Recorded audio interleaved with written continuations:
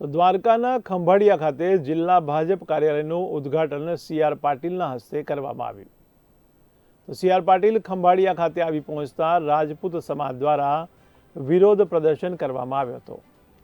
આ વિરોધ પ્રદર્શન કરવા વિશાળ સંખ્યામાં લોકો સભા મંડપ સુધી પહોંચ્યા હતા અને રાજપૂત સમાજના લોકોએ પરસોત્તમ રૂપાલા વિરુદ્ધ સૂત્રોચ્ચાર કર્યા।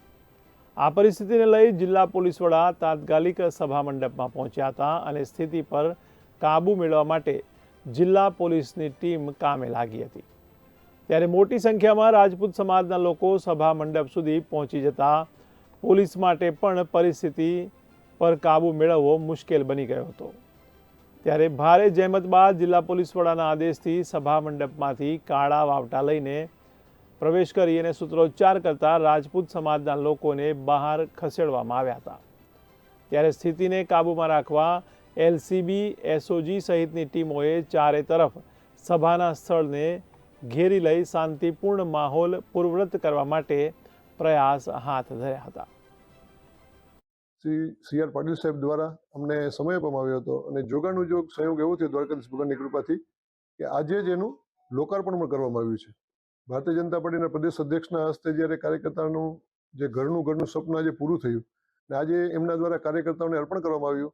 આ કાર્યાલયમાં પ્રમુખશ્રીની ચેમ્બર, વેઇટિંગ લોન્જ, ધારાસભ્યશ્રી, MP શ્રી બેસી શકે, મહામંત્રીશ્રીઓ તેમજ કોમ્પ્યુટર રૂમ, દ્વારકા જિલ્લાના 10 મંડળો આવેલા, 10 મંડળના એક બૂથની ફાઇલ, જેમાં પેજ સમિતિ, બૂથ સમિતિ અને એ બૂથની મતદારની કોપી, જે હાર્ડ કોપી, સોફ્ટ કોપી સાથે, તેમજ ઉપર 290 લોકો કાર્યકર્તાઓને આપણે લઈ શકીએ એ પ્રકારનું ઓડિટોરિયમની વ્યવસ્થા કરવામાં આવી છે।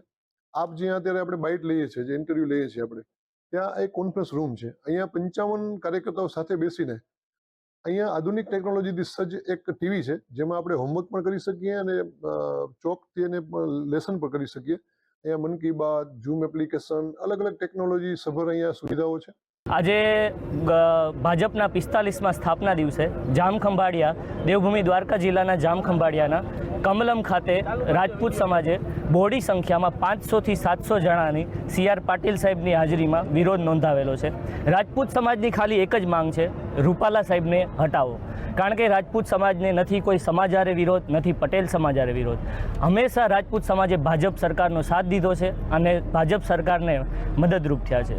તો અમારી એક જ માંગ છે કે ભાજપ સરકાર અમારી માંગને સાંભળે અને રૂપાલા સાહેબને ટિકિટ રદ કરે। અમે એમ નથી કહેતા કે કોઈ પટેલ સમાજના આગેવાનને ના લાવો, રૂપાલા સાહેબની બદલે કોઈ પણ બીજા ચાલશે, અમે ચલાવી લેવશું।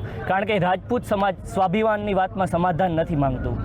આજે રૂપાલા સાહેબે કંઈક ટિપ્પણી કરી છે રાજપૂત સમાજ ઉપર, કાલે આવીને કોઈ બીજા કરી જશે અને એ ચલાવી લેવામાં નહીં આવે। એટલા માટે જ રાજપૂત સમાજના દરેક આગેવાનો દેવભૂમિ દ્વારકા જિલ્લા અને જામનગર જિલ્લાના દરેક ગામડામાંથી આગેવાનોએ આવી અને અહીંયા વિરોધ નોંધાવેલો છે।